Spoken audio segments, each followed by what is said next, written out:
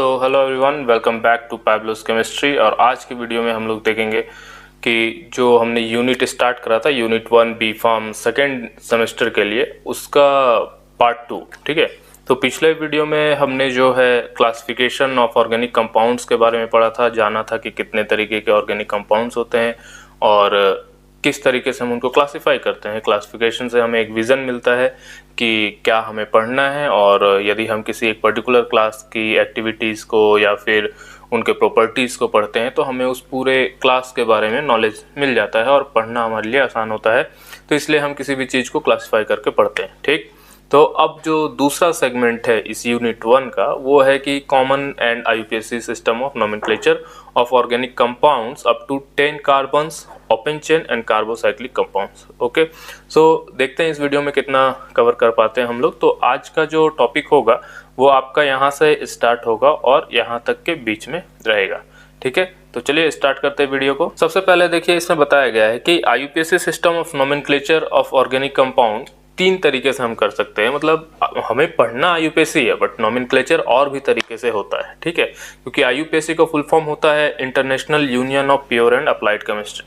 ठीक है, क्या होता है इसका मतलब? इंटरनेशनल यूनियन, ठीक है, of pure and applied chemistry.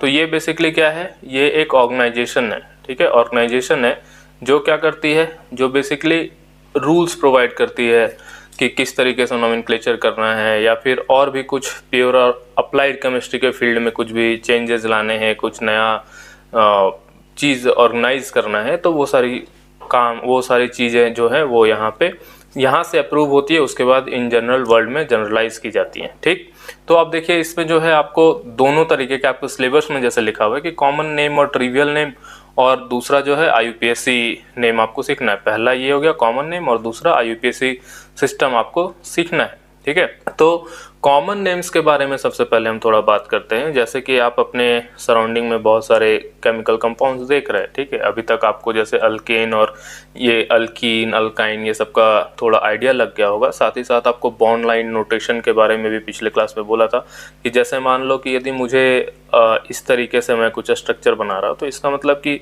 यहाँ पे एक कार्बन होगा, यहाँ पे एक कार्बन होगा और यहाँ पे एक कार्बन होगा, ये 3 कार्बन होंगे, और इसमें हाइड्रोजन्स अपने आप अवेलेबल होगा। आपको बनाना नहीं है, ड्रॉ नहीं करना है, क्योंकि ये स्ट्रक्चर जो बॉन्ड लाइन नोटेशंस है इनको भी अप्रूवल मिला है, मतलब ऑफिशियल है ये सब। ठीक है, तो इसमें बताया गया कि बार बार यदि मैं स्ट्रक्चर्स ड्रॉ करूंगा, सब में हाइड्रोजन लिखूंगा, तो इट इज़ टाइम कंज्यूमिंग। ठीक है, इसमें टाइम लगता है, टाइम वेस्ट होता है। ठीक है, जब मुझे पता है कि किसमें कितना हाइड्रोजन लगना है, कितना क्या होना है, तो मैं बार बार हाइड्रोजन क्यों ड्रॉ करूँ। ठीक है, तो इसलिए बॉन्ड लाइन नोटेशंस को लाया गया। यदि मैं ऐसा एक सीधी रेखा खींचता हूँ तो इसका मतलब मुझे समझना है कि यहाँ पे 2 कार्बन है। ठीक है, एक कार्बन यहाँ टर्मिनल पोजीशंस पे कार्बन होते हैं, और इस कार्बन में जितने हाइड्रोजन का रिक्वायरमेंट है उतना हाइड्रोजन यहाँ अवेलेबल है।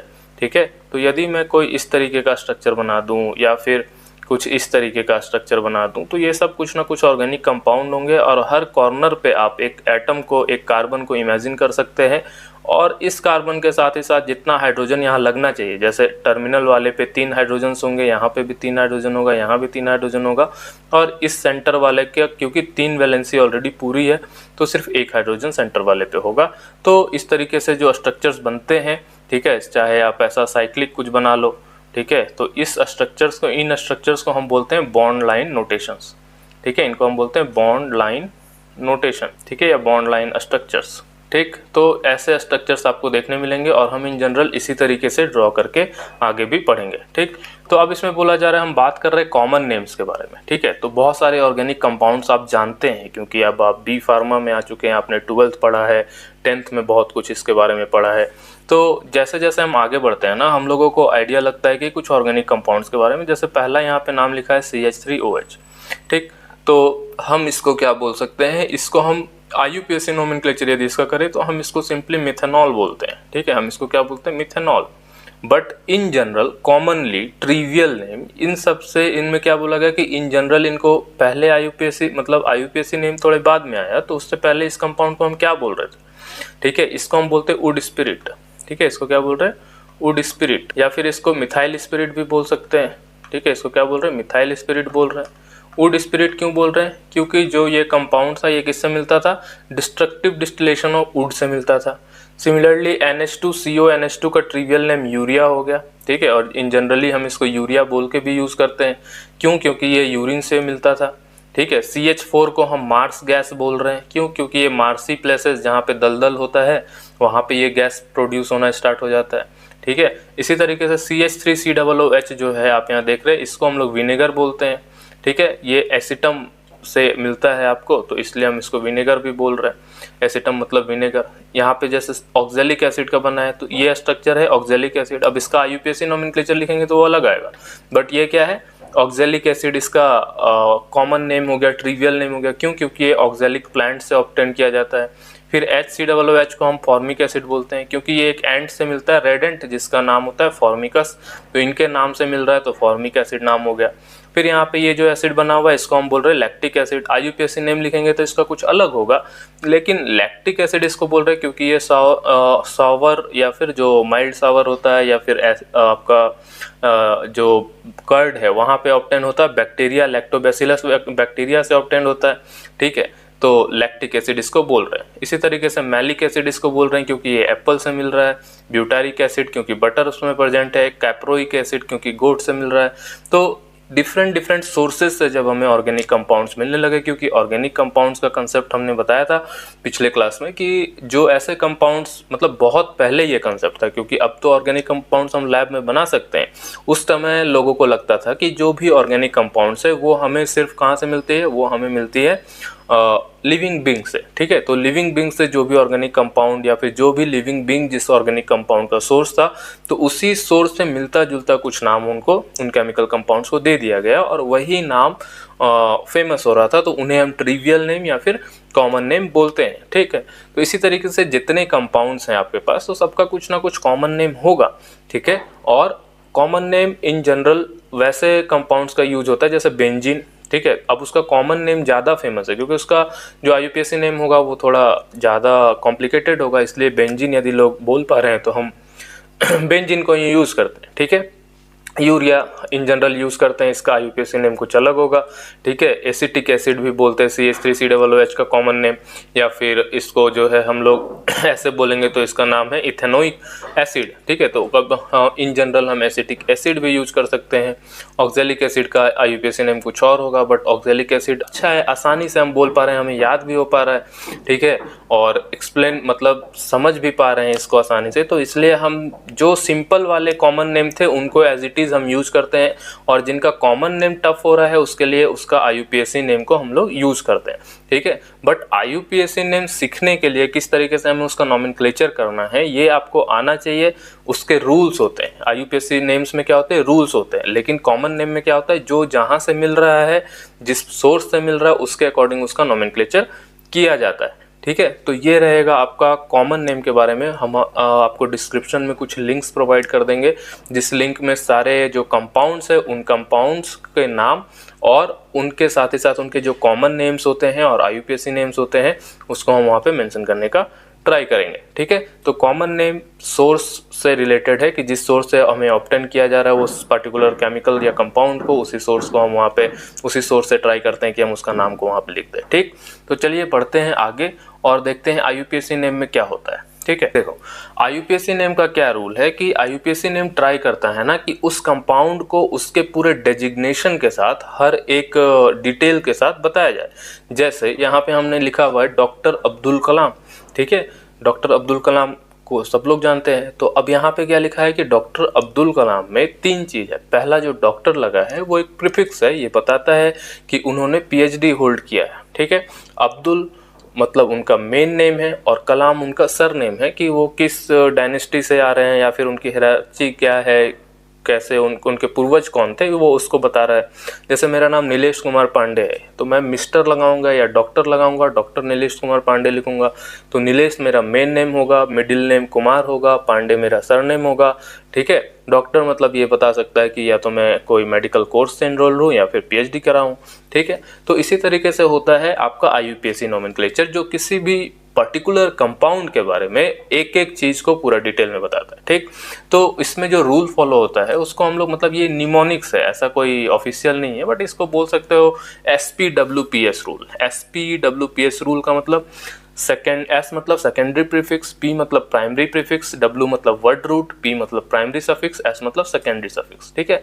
तो S मतलब सेकेंडरी प्रीफिक्स, P मतलब प्राइमरी प्रीफिक्स, W मतलब वर्ड रूट, P मतलब प्राइमरी सफिक्स एंड S मतलब सेकेंडरी सफिक्स। होता क्या है, प्राइमरी प्रीफिक्स और सफिक्स आप लोग सब जानते हैं। प्रीफिक्स मतलब जो नाम के आगे लगता है, प्री मतलब जो पहले से हो, तो पहले मतलब क्या होगा, जो नाम के आगे है उसको हम क्या बोलते हैं, प्रीफिक्स। जो नाम के बाद लगता है उसको बोलते हैं सफिक्स, ठीक है। तो दो चीज समझ जाना। अब इसमें जो वर्ड रूट इसमें सबसे मेन होता है। वर्ड रूट मतलब कि नंबर ऑफ कितने कार्बन्स आपके रिंग में या फिर चेन में अवेलेबल है। जैसे मान लो 5 कार्बन का आप बना रहे हो कंपाउंड, ठीक है। मान लो 5 कार्बन का आप कंपाउंड बना रहे हो या 3 कार्बन का बना रहे हो, तो इसके लिए जो वर्ड रूट होगा वो हम यूज करते हैं प्रॉप, अभी सीखेंगे हम, ठीक है। प्रॉप यूज करते हैं, तो ये इसका वर्ड रूट हो गया। वर्ड रूट के इमीडिएट बाद जो लगता है उसे हम बोलते हैं प्राइमरी सफिक्स, ठीक। और वर्ड रूट के जो इमीडिएट पहले लगता है उसे हम बोलते हैं प्राइमरी प्रीफिक्स।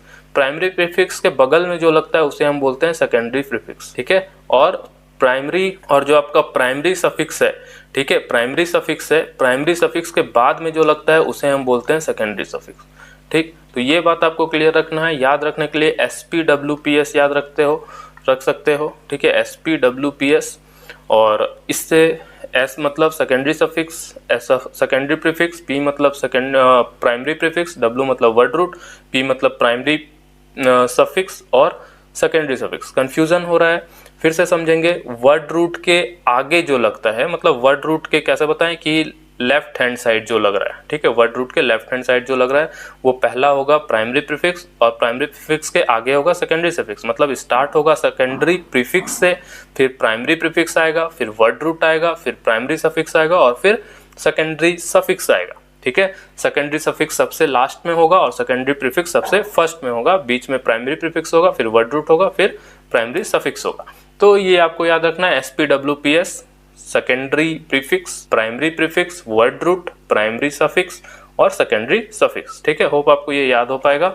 नेक्स्ट हम लोग मूव करते हैं कि क्या क्या रूल्स होते हैं और कहाँ पे किस तरीके से इसको यूज किया जाता है। तो ये फॉर्मेट आपको पता होना चाहिए सबसे पहले कि primary prefix, word root, primary suffix और प्राइमरी प्रीफिक्स के पहले सेकेंडरी प्रीफिक्स और उसके आखिर में सेकेंडरी सफिक्स, ठीक है।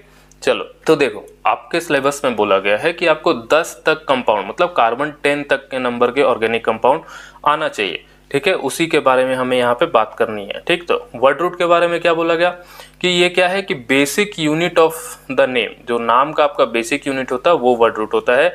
ये बेसिकली ये बताता है कि जो कार्बन एटम प्रेजेंट है ना प्रिंसिपल चेन में, वो कितने कार्बन का है। मतलब जो लॉन्गेस्ट पॉसिबल कंटिन्यूअस चेन होता है उसको हम लोग बोलते हैं पेरेंट्स चेन या प्रिंसिपल चेन, ठीक है। तो लॉन्गेस्ट पॉसिबल कंटिन्यूअस चेन जो कार्बन का है, इंक्लूडिंग फंक्शनल ग्रुप, ठीक है।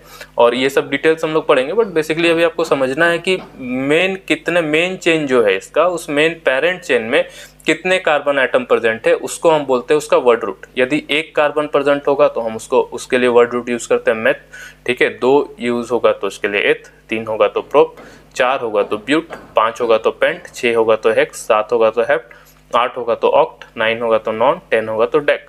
11 में अनडेक लिखते हैं, 12 में डोडेक, 13 में ट्राइडेक, ठीक है। 20 के लिए इक्की कॉस लिखते हैं और 100 के लिए हेक्ट लिखते हैं, क्योंकि कार्बन का आपको बताया था कि बहुत मिलियन कंपाउंड बनते हैं, तो कितने भी कार्बन आपस में जुड़ सकते हैं और उसके अकॉर्डिंग इन्होंने अपना जो नोमेनक्लेचर का नंबरिंग है वो दिया। तो आपको पता होना चाहिए 1 से लेकर 10 तक का meth, eth, prop, but, pent, hex, hept, oct, non, dec, ठीक है। ये आपको पता होना चाहिए। वर्ड रूट की 1 कार्बन यदि चेन में है तो हम उसके लिए मेथ यूज करेंगे, 10 है तो डेक यूज करेंगे, 9 है तो नॉन, 8 है तो ऑक्ट यूज करेंगे। इसके अकॉर्डिंग हम लोग देखेंगे।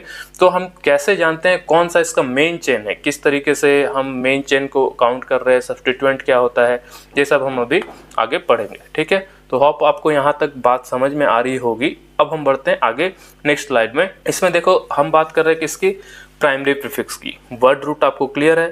अब वर्ड रूट के बाद आता है इसमें प्राइमरी प्रीफिक्स मतलब वर्ड रूट के बाद प्राइमरी प्रीफिक्स मतलब नाम के आगे जो सबसे पहला चीज लगता है, ऐसा सीक्वेंस था आपका कि पहले था वर्ड रूट, उसके बाद था प्राइमरी प्रीफिक्स, उसके बाद सेकेंडरी प्रीफिक्स, ठीक है। फिर यहाँ पे प्राइमरी सफिक्स और सेकेंडरी सफिक्स, ठीक। तो अब ये हमने वर्ड रूट को जान लिया। अब हम देख रहे हैं प्राइमरी प्रीफिक्स में क्या होता है। तो प्राइमरी प्रीफिक्स सिंपली बताया जाता है कि ये डिफरेंशिएट करता है कि आपका कंपाउंड साइक्लिक है या एसाइक्लिक है। एसाइक्लिक मतलब नॉट साइक्लिक, जैसे आपने कल क्लासिफिकेशन में पढ़ा था कि क्या पढ़ा था कि या तो कंपाउंड क्या होते हैं, चेन के फॉर्म में होते हैं, या तो फिर क्या होता है वो साइक्लिक फॉर्म में होता है, ठीक है। तो यदि साइक्लिक कंपाउंड है तो उसके लिए आपका जो प्रीफिक्स है वो अलग होता है, और जो आपका इस चेन वाला होता है उसके लिए प्रीफिक्स अलग होता है। तो इस पे क्या है कि a primary prefix cyclo is used immediately before the word root. यदि मान लो मेरा कंपाउंड इस तरीके का है, साइक्लिक है, ठीक है, साइक्लिक है, तो मुझे इसको बताने के लिए क्या लिखना होगा, इसमें 3 कार्बन है, ठीक है। 3 कार्बन के लिए हमने वर्ड रूट लिखा है प्रोप, क्योंकि ये साइक्लो है तो इसका प्राइमरी प्रीफिक्स हो जाएगा साइक्लोप्रोप, ठीक है। ये क्या हो जाएगा, साइक्लोप्रोप। तो साइक्लो मुझे बता रहा है कि ये क्या है, ये एक साइक्लिक कंपाउंड है, ये मुझे पता होना चाहिए, साइक्लिक कंपाउंड है। इसी तरीके से यदि जैसे मान लो ये वाला कंपाउंड आप देख पा रहे हो, ये तो साइक्लिक हो गया, ये भी साइक्लिक कंपाउंड, ये भी साइक्लिक, ये भी साइक्लिक, लेकिन इस कंपाउंड में देखो 2 साइक्लिक कंपाउंड जुड़े हुए हैं, या फिर इसमें देखो 2 साइक्लिक स्ट्रक्चर आपस में जुड़े हुए हैं, ठीक है। या फिर ये वाला, इसको यदि मैं ऐसे जोड़ दूं, ठीक है, तो यहाँ पे देखो इन सब में 2-2 जिसमें स्ट्रक्चर जुड़े हुए, तो कुछ इसमें बाईसाइक्लो बन जाते हैं, ठीक है। बाईसाइक्लो 2 साइक्लिक जुड़े हुए हैं तो बाईसाइक्लो, या फिर कुछ स्पाइरेन इस तरीके के स्ट्रक्चर्स होते हैं, ठीक है। ये लोग स्पाइरो स्ट्रक्चर है तो इसके लिए हम स्पाइरो लिखते हैं। जैसे इस बाईसाइक्लो लिखा हुआ है, यदि बाईसाइक्लो में लिख रहा हूं तो आपको समझ जाना है कि इस वाले स्ट्रक्चर में 2 साइक्लिक रिंग आपस में जुड़े। साइक्लो लिख रहा हूं तो आपको समझ जाना है कि ये कंपाउंड साइक्लिक है। ओपन चेन के लिए हम एज सच कुछ ऐसा यूज नहीं करते हैं प्राइमरी प्राइड। तो होप आपको ये वाला भी पोर्शन समझ में आया होगा कि प्राइमरी प्रीफिक्स में साइक्लो वर्ड को यूज करते हैं बस साइक्लिक कंपाउंड, ठीक है। यदि बाईसाइक्लो है, 2 साइक्लिक रिंग आपस में जुड़ रहे हैं तो हम उसको बाईसाइक्लो लिखते हैं, ठीक है। तो ये सारी चीजें आपको याद रखना। नेक्स्ट इसमें देखते हैं कि आता है सेकेंडरी प्रीफिक्स। अब हमने वर्ड रूट देख लिया, ठीक है। वर्ड रूट के पहले क्या था, प्राइमरी प्रीफिक्स, और उसके बाद हम देख रहे हैं सेकेंडरी प्रीफिक्स, ठीक है। तो सेकेंडरी प्रीफिक्स में क्या बताया गया कि इसमें बताया गया कि it defines substituent and positions of substituent, ठीक है। इसमें क्या बताते हैं कि सब्स्टिट्यूएंट कहाँ पे है, किस तरीके से लगा। होता क्या है कि कार्बन को जब हम लोग इस तरीके से लिख रहे हैं, आपको पता है कैटिनेशन का प्रॉपर्टी है और इसमें बहुत सारे ग्रुप्स अटैच होते हैं, ठीक है। कार्बन कहीं से भी कहीं जुड़ सकता है, किस तरीके से भी। तो इस तरीके से स्ट्रक्चर्स बहुत कॉमन है कार्बन में, ठीक है। ऐसे स्ट्रक्चर्स बनेंगे। अब देखो जैसे मान लो मैं ये वाला स्ट्रक्चर बना रहा हूँ, अब इसमें क्या है कि यहाँ से मेन चेन यदि आपको बोला जाएगा कि लॉन्गेस्ट कार्बन चेन कौन सा है, तो लॉन्गेस्ट कार्बन चेन कौन सा है, ये वाला हो गया, ठीक है, जिसमें 1 2 3 4 कार्बन है। तो 4 कार्बन के लिए जो वर्ड रूट लिखते हैं हम उसको लिखते हैं ब्यूट, ठीक है। अब ये वाला जो कार्बन बच गया इसको हम लोग क्या बोलते हैं, सब्स्टिट्यूएंट। तो इस सब्स्टिट्यूएंट की जानकारी आपको सेकेंडरी सफिक्स के फॉर्म में यहाँ पे दी जाएगी, क्योंकि ये साइक्लो वाइक्लो यहाँ पे कुछ लिखा नहीं है, क्योंकि ये साइक्लिक स्ट्रक्चर नहीं है, ठीक है। तो इसकी जो जानकारी होगी ये जो देगा उसके हम बोलते हैं सेकेंडरी प्रीफिक्स। अब क्या होता है कि जैसे मान लो ये सिर्फ 1 कार्बन का है, तो 1 कार्बन के लिए अगेन हम यूज करते हैं वर्ड मेथ, ठीक है। और ये जो ग्रुप बनता है यहाँ पे, क्योंकि ये अकेले है तो अकेला कार्बन है यहाँ, तो इसमें 3 हाइड्रोजन और जुड़े, ठीक है। तो ये जो स्ट्रक्चर बनता है CH3, ठीक है, इस CH3 को हम बोलते हैं मिथाइल, ठीक है। ये CH3 को हम क्या बोलते हैं, मिथाइल ग्रुप बोलते हैं। क्यों बोलते हैं मिथाइल, क्योंकि इसी के साथ जो हमारे पास ग्रुप बनता है एक CH4, इसको बोलते हैं हम लोग मीथेन। आगे पढ़ेंगे नोमेनक्लेचर और आपको पता भी है आइडिया, ठीक है, कि मीथेन बोलते हैं, मीथेन CH4। तो इस CH4 से यदि एक H को हम हटा देते हैं ताकि इसका एक वैलेंसी खाली हो जाए जिससे ये जुड़ जाए, तो हम उसको बोलते हैं CH3, और इस CH3 का नाम हो जाता है मिथाइल। तो ये methyl, ethyl, propyl, butyl, phenyl, ये सब जो वर्ड्स यूज कर रहे हैं हम, ये सारे के सारे बन जाते हैं सेकेंडरी प्रीफिक्स में यूज करते हैं, ठीक है, सेकेंडरी प्रीफिक्स में। तो इसका नाम कैसा लिख सकते हैं हम लोग, इसको लिख सकते हैं मिथाइल, ठीक है, मिथाइल ब्यूट, ठीक। अब ये सब इसमें क्या बोला गया कि मिथाइल ब्यूट लिख दिया, लेकिन कौन से कार्बन पे मिथाइल लगा है, तो वो नंबरिंग भी हम सीखेंगे कि किस तरीके से हम नंबरिंग करते हैं, ठीक है। तो अब जैसे मान लो ये दूसरे नंबर पे आ रहा है तो ये हो जाएगा 2 मिथाइल ब्यूट, ठीक है। सबके सब सिंगल बॉन्ड से जुड़े हैं तो इसमें लग जाएगा ANE। तो इसके बारे में अभी हम पढ़ेंगे कैसे होता है, ठीक है। तो सेकेंडरी प्रीफिक्स में आपके बेसिकली जो सब्स्टिट्यूएंट है उनकी नंबरिंग, उनकी पोजीशन, कौन सा सब्स्टिट्यूएंट है और कहाँ पे लगा है वो बताते हैं, ठीक है। कुछ अल्कोक्सी ग्रुप होते हैं, जैसे OCH3 लिखा है, इसको हम अल्कोक्सी ग्रुप बोल रहे हैं। तो उसी तरीके से मिथॉक्सी, इथॉक्सी, प्रोपॉक्सी, फेनॉक्सी, ये सारे वर्ड्स जो है आपके वर्ड रूट में और प्राइमरी प्रीफिक्स के बाद जो लगते हैं, मतलब प्राइमरी प्रीफिक्स से पहले जो लगते हैं, वो सब हो जाते हैं सेकेंडरी सफिक्स। ठीक है, इसी तरीके से यदि आपके कंपाउंड में मान लो कि कोई हैलोजन लगा हुआ है, ठीक है, हैलोजन मतलब फ्लोरीन, क्लोरीन, ब्रोमीन, जैसे हैलोजन का आपको बताया कि फ्लोरीन होता है, क्लोरीन होता है, ब्रोमीन होता है, आयोडीन, तो ये सब क्या होते हैं, मोनोवैलेंट वाले होते हैं। ये लोग क्या होते हैं, मोनोवैलेंसी, एक ही वैलेंसी है इनकी। ठीक है, अब ये जाके जब अटैच होते हैं किसी भी कार्बन पे, जैसे मान लो हमने यहाँ पे फ्लोरीन लगा दिया, तो इनकी भी पोजीशन और इनकी भी किस कार्बन से अटैचमेंट है, ये सारी चीजें भी आएंगी आपकी सेकेंडरी प्रीफिक्स में। ठीक है, तो फ्लोरीन के लिए फ्लोरो लिखते हैं, क्लोरीन के लिए क्लोरो लिखते हैं, ब्रोमीन के लिए ब्रोमो, आयोडीन के लिए आयोडो लिखते हैं। ठीक है, इसी तरीके से NO2 हो तो नाइट्रो, NO हो तो नाइट्रोसो और Na3 हो तो एजिडो। तो जो जिस तरीके के सफिक्स आपको यहाँ पे मिलते हैं, उस तरीके से उनको हम उनका पोजीशन और जो सब्स्टिट्यूएंट है उनका पोजीशंस को, उनको हम कहाँ पे रख रहे हैं अपने नेम में। ठीक है, क्योंकि IUPAC नोमेनक्लेचर आपको बताया कि वो पूरा कंपाउंड का डेजिग्नेशन के साथ बताया जाता है। उसमें मान लो यदि मैं बोलूँ ब्यूटेन, तो आप ब्यूटेन मतलब समझ रहे हो कि 4 कार्बन एक स्ट्रेट चेन में या फिर किसी चेन में जुड़ा होगा। जैसे मान लो मैं ऐसा ड्रॉ कर दूं तो आप समझोगे कि ये क्या है, ये ब्यूटेन। ठीक है, ये ब्यूटेन है। लेकिन यदि मैं बोलूं 2 मिथाइल ब्यूटेन, तो आप क्या करोगे कि इसके सेकंड पोजीशन पे एक मिथाइल ग्रुप लगा दोगे, तो ये बन जाएगा 2 मिथाइल ब्यूटेन। तो नाम ऐसा होना चाहिए कि उस नाम से आप क्या कर पा रहे हो, स्ट्रक्चर्स को ड्रॉ कर पा रहे हो। जैसे मान लो एक कार्बन यहाँ है, एक कार्बन यहाँ है, एक कार्बन यहाँ पे है, एक कार्बन यहाँ पे और एक यहाँ पे। ठीक है, तो जब नाम यदि मैं बोल दूं 2 मिथाइल ब्यूटेन, तो 2 मिथाइल ब्यूटेन का स्ट्रक्चर ये बनेगा।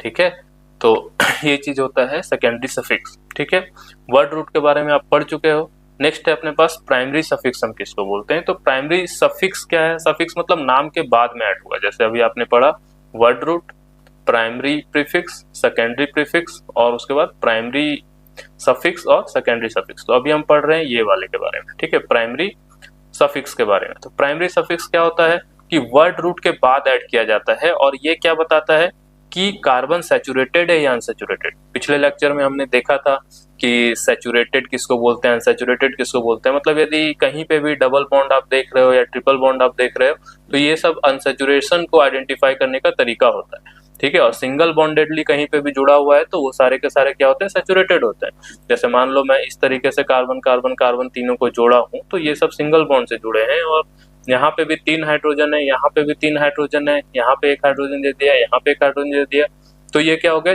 3 कार्बन एक साथ है। तो इनका वर्ड जो होगा, वर्ड रूट क्या होगा, 3 के लिए हम लिखते हैं प्रॉप। ठीक है, अब इसमें कोई सब्स्टिट्यूएंट इस तरीके से जुड़े नहीं है, इसमें भी कोई आप देख सकते हो कि ब्रांचेस और कुछ है नहीं, तो इसमें कोई आपका सफिक्स पार्ट नहीं है। ठीक है, तो प्रीफिक्स में आपको देखना है कि ये सैचुरेटेड है, क्योंकि इसमें और कोई हाइड्रोजन एक्स्ट्रा हम ऐड नहीं कर पाएंगे, तो इसलिए इनके लिए जो सफिक्स लगता है, प्राइमरी सफिक्स, वो होता है ANE। ठीक है, तो प्राइमरी सफिक्स सैचुरेटेड के लिए क्या लगता है, ANE लगता है, और वो जो जनरल नेम बनता है उस पूरे क्लास ऑफ कंपाउंड का, उसको हम बोलते हैं अल्केन। ठीक है, और अनसैचुरेटेड के लिए जो बनता है, यदि अनसैचुरेशन है आपका डबल बॉन्ड के साथ, तो उसके लिए जो प्राइमरी सफिक्स लगता है उसको हम बोलते हैं ENE। ठीक है, और अनसैचुरेटेड है यदि आपका एक ट्रिपल बॉन्ड से है तो उसके लिए हम बोलते हैं YNE, और जो क्लास बनता है डबल बॉन्डेड वाले क्लास उसको बोलते हैं अल्कीन, और जो डबल ट्रिपल बॉन्डेड वाले कंपाउंड बनते हैं उसको बोलते हैं अल्काइन। जैसे एग्जांपल के तौर पे आप समझ सकते हो कि C डबल बॉन्ड लिखा हुआ है, यहाँ एक हाइड्रोजन ऐड कर दिया, यहाँ एक हाइड्रोजन ऐड कर दिया, यहाँ एक हाइड्रोजन ऐड कर दिया। ठीक है, तो अब 2 कार्बन है, तो 2 कार्बन के लिए वर्ड रूट हम लिखते हैं इथ, क्योंकि यहाँ पे एक डबल बॉन्ड है, तो इसलिए हम यहाँ पे लिख देंगे ENE। ठीक है, इथीन, तो वर्ड रूट हो गया ये, और ये हो गया आपका प्राइमरी सफिक्स। ठीक है, तो इस तरीके से हम नोमेनक्लेचर में इनका यूज करते हैं। ठीक, अब जैसे अल्कीन है, अल्कीन, अल्केन, अल्कीन, अल्काइन, इसी तरीके से डिफरेंट डिफरेंट फंक्शनल ग्रुप जब ऐड होते हैं तो हम कंपाउंड का एक अलग क्लास को डेवलप कर देते हैं। ठीक है, अल्केन में यदि मान लो आप एक OH ग्रुप ऐड कर दिए, तो वो क्या है, बेसिकली एक फंक्शनल ग्रुप है। तो जब फंक्शनल ग्रुप ऐड होता है तो उस कंपाउंड की पूरी प्रॉपर्टी चेंज हो जाती है, और OH ग्रुप ऐड कर रहे हैं तो अल्केन से वो अल्कोहल बन जाता है। ठीक है, तो देखो यहाँ पे जैसे कंपाउंड्स लिखे हुए कुछ कुछ, और इनका एग्जांपल्स भी दिया हुआ है कि जैसे मान लो मेरे पास पहला जो कंपाउंड है वो क्या है, प्रोपेन है। ठीक है, पहला जो कंपाउंड है ये क्या है, प्रोपेन। तो इसमें कोई सेकेंडरी प्रीफिक्स नहीं है, कोई प्राइमरी प्रीफिक्स नहीं है।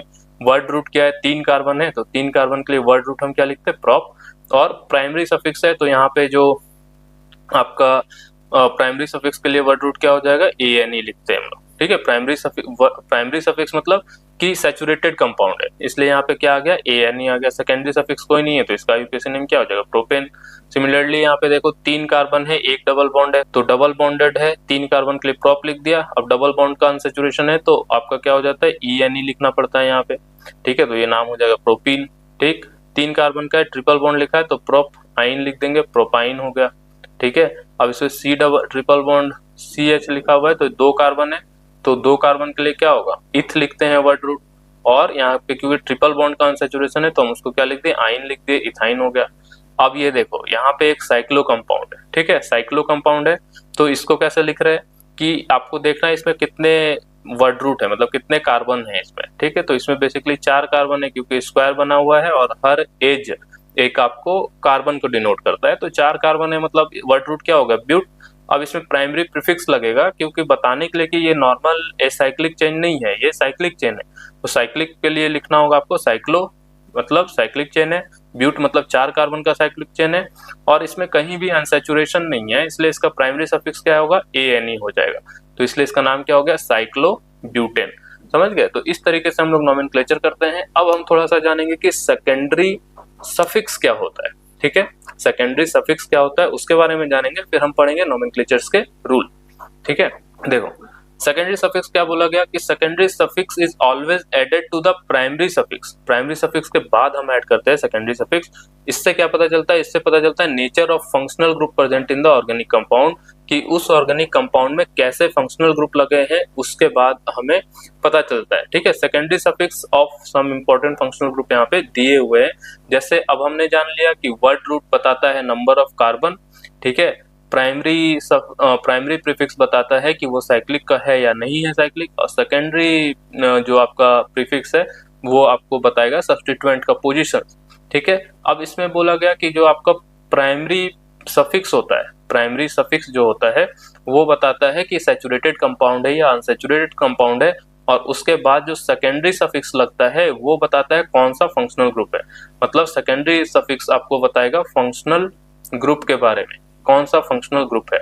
ठीक है, ये बता रहा है आपको कि सैचुरेशन है या अनसैचुरेटेड कंपाउंड, सैचुरेशन है या अनसैचुरेटेड है। वर्ड रूट बता रहा है number of carbon on parent chain, parent chain में कितने हैं, ये बता रहे हैं कि साइक्लिक है या असाइक्लिक है, साइक्लिक है या असाइक्लिक कंपाउंड है, और ये बता रहा है आपको कि कहीं सब्स्टिट्यूएंट कितने हैं क्या है। तो इस तरीके से जो है नोमेनक्लेचर आपका IUPAC होता है। ठीक है, तो जब हम बात करते हैं फंक्शनल ग्रुप की, तो होता क्या है फंक्शनल ग्रुप, तो फंक्शनल ग्रुप बेसिकली क्या होते हैं कि कुछ ग्रुप ऑफ केमिकल कंपाउंड्स होते हैं। जैसे आप समझ लो कि OH एक फंक्शनल ग्रुप है, C double bond O, OH ये एक फंक्शनल ग्रुप है, C डबल बॉन्ड O, और H ये एक फंक्शनल ग्रुप है, C डबल बॉन्ड O ये एक फंक्शनल ग्रुप है। ठीक है, तो इस फंक्शनल ग्रुप को हम बोलते हैं अल्कोहल, इसको बोलते हैं कार्बोक्सिलिक एसिड, इसको एल्डिहाइड, इसको कीटोन। इसके अलावा भी और तमाम फंक्शनल ग्रुप होते हैं। ठीक है, NH2, तो ये इस तरीके के फंक्शनल ग्रुप्स होते हैं। तो फंक्शनल ग्रुप करते क्या है, जैसे आपको हमने पहले क्लास में बताया था कि 3 तरीके के कंपाउंड्स है। ठीक है, अल्केन, अल्कीन, अल्काइन। तो जैसे मान लो हम सिंपल, सबसे सिंपल जो कंपाउंड है अल्केन, जिसका जनरल फॉर्मूला होता है CnH2n+2, और इस अल्केन वाले कंपाउंड का हम क्या कर रहे हैं कि n का वैल्यू 1 लिख दे और इसको CH4 बना दिया। तो ये पहला जो मेंबर होता है अल्केन फैमिली का, क्योंकि एक कार्बन है। ठीक है, तो एक कार्बन के लिए वर्ड रूट क्या यूज करते हैं हम लोग, मेथ, और सारे सिंगल बॉन्ड होते हैं इसमें, तो हम इसको लिख देते हैं मीथेन। ठीक है, अब मीथेन लिख दिए। अब हम मान लो इस मीथेन से एक H को हटा दे। ठीक है, अभी ये बताया भी था एग्जांपल इस तरीके से, तो CH3 बचेगा। ठीक है, यदि इसमें इससे एक H हटा दे, हम एक H को माइनस कर दे, ठीक है, तो क्या बचेगा, आपको सिर्फ CH3 दिखेगा। तो ये CH3 क्या हो गया, इस CH3 को हम बोलते हैं मिथाइल। ठीक, अब यदि इस मिथाइल में मैं कोई ऐसा फंक्शनल ग्रुप ऐड कर दूं, क्योंकि फंक्शनल ग्रुप जितने हैं ना, इसका एक ही वैलेंसी है। जैसे मान लो OH है, तो OH में सिर्फ अब इस ऑक्सीजन 2 बॉन्ड बनाता है, तो एक ही इसका खाली है। तो अब ये जाके CH3 में अटैच हो जाएगा, ठीक है। तो अब जब CH3 में ये अटैच होगा ना, तो इस CH3 का पूरा ऑरा चेंज हो जाएगा, सारे रिएक्शन चेंज हो जाएंगे, फिजिकल प्रॉपर्टीज चेंज हो जाएगी, ठीक है। तो पहले ये मीथेन था, अब ये बन गया मिथेनॉल, ठीक है। जैसे ये एग्जांपल बहुत कॉमन में देता हूँ कि जैसे मान लो कि तुम्हारे घर पे, मतलब मान लो जैसे मैं अपना खुद का एग्जांपल दे रहा हूँ कि मेरी मम्मी जैसे पहले थी, जब उनकी शादी नहीं हुई थी तो उनका टाइटल सरनेम क्या था, तिवारी था, ठीक है। तो उनके घर पे उनके अकॉर्डिंग के कस्टम फॉलो होते थे।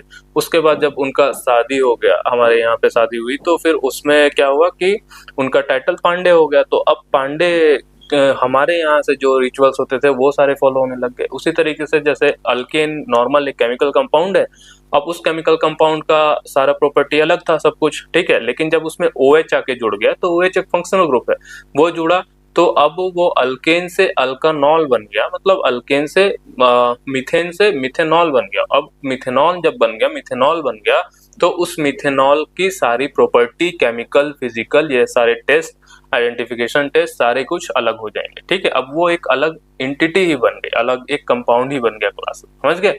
तो इस तरीके से होता है। तो क्या क्या वर्ड्स हम यूज कर सकते हैं, तो ये सब कुछ जो है, अल्कोहल ये एक फंक्शनल ग्रुप है, एल्डिहाइड फंक्शनल ग्रुप है, ketone, carboxylic acid, acid amide, acid chloride, asters, nitriles, थायो अल्कोहल्स, अमीन्स, ये सारे क्या हैं, आपके फंक्शनल ग्रुप्स है। अब जैसे ये OH लगता है, तो OH के लिए हम OL यूज कर देते हैं। जैसे आपने देखा मीथेन था, OH ऐड कर दिया एक H हटा के, तो क्या हो गया, मिथेनॉल। एल्डिहाइड के लिए AL लिख देते हैं हम लोग, ठीक है। कीटोन के लिए ONE लिख देते हैं, कार्बोक्सिलिक एसिड के लिए OIC एसिड लिख देते हैं। तो ये सारे चीजें जो है, ये हम इसमें यूज करते हैं, ठीक है। स्टर्स हो गया, अमाइड्स है, अमीन्स है, तो इनके लिए हम अमीन्स लिखते हैं इन जनरल। तो ये 4-5 आपको जो है पढ़ने, ठीक है। चलो देखते हैं नेक्स्ट में हमारे पास क्या है कि नोमेनक्लेचर हम किस तरीके से करते हैं। तो इसमें बोला गया कि नोमेनक्लेचर सबसे पहले जो हम सीख रहे हैं, सबसे बेसिक वाले का सीख रहे हैं, अल्केन का, ठीक है। अल्केन सीखेंगे और इसके बाद धीरे धीरे इसको मॉडिफाई करेंगे। हो सके इस वीडियो में हम बस अल्केन्स के और कार्बोसाइक्लिक कंपाउंड्स के कुछ रूल्स पढ़ लें, और उसके बाद फिर हम प्रैक्टिस करने के लिए एक थर्ड वीडियो जो इसका होगा, उसमें हम आपको नोमेनक्लेचर के क्वेश्चंस प्रैक्टिस करवाएंगे, ठीक है। तो इसमें बता रहे हैं कि जो IUPAC नोमेनक्लेचर हम करते हैं ना, उसमें 2 पार्ट है। पहला है कि सिलेक्शन ऑफ पेरेंट चेन, आपको एक पेरेंट चेन खोजना है और उस पेरेंट चेन का नंबरिंग करना है। पेरेंट चेन हम किसको बोल रहे हैं, तो पेरेंट चेन का मतलब कि जैसे मान लो मेरे पास कुछ इस तरीके का कंपाउंड है, ठीक है। कार्बन कार्बन कार्बन सब जगह जुड़ा है, इधर जुड़ा है, यहाँ पे जुड़ा हुआ है, ठीक है, इधर ऐसे जुड़ा है। तो अब मुझे पता करना है कि सबसे लॉन्गेस्ट चेन कौन सा है। मैं मान लो कहीं से भी इसको काउंट कर सकता हूँ, तो ऐसे बता रहा हूँ आपको कि मुझे सबसे पहले आइडेंटिफाई करना है सबसे लॉन्गेस्ट कंटिन्यूअस चेन कौन सा होगा। तो एक बार ऐसे में देख सकता हूँ, ठीक है, ये ऐसे देख सकता हूँ कि पहला कहीं ये तो नहीं है सबसे लॉन्गेस्ट चेन, जिसमें 1 कार्बन 2 कार्बन यहाँ, तीसरा यहाँ, चौथा यहाँ, 5वां यहाँ, छठा यहाँ, 7वां यहाँ, 7 कार्बन का एक चेन मिला मुझे। यदि मैं सीधा सीधा इसको काउंट करता, ठीक है, मान लो सीधा सीधा मैं इसको काउंट करता, तो ये पहला कार्बन हो गया, ये दूसरा, ये तीसरा, ये चौथा, ये 5वां, ये छठा, ये 7वां, 7 कार्बन इसमें भी आ रहा है, ठीक। इसके बाद फिर यदि मैं देखो कि यदि मैं मान लो इस तरीके से काउंट करता इस वाले कार्बन से, तो ये पहला कार्बन, ये दूसरा कार्बन, ठीक है, ये तीसरा कार्बन, ये चौथा कार्बन, ये 5वां कार्बन, 5 ही कार्बन आ पा रहे हैं, ठीक है। यहाँ से काउंट करता है यदि, तो इसमें डिफरेंट पॉसिबिलिटीज है कि मैं यदि यहाँ से काउंट करूँ तो ये पहला, ठीक है, फिर ये दूसरा, ये तीसरा, ये चौथा, ये 5वां, तो 5 कार्बन का चेन मिल रहा है, 7 कार्बन का मिल रहा है। तो जो सबसे लॉन्गेस्ट होता है ना, उसको हम लोग बोलते हैं कि वो 7 कार्बन का चेन है आपका, ठीक है। वो क्या है, 7 कार्बन का चेन है। मिलते हैं अगले वीडियो में, पढ़ते रहे, मस्त रहे।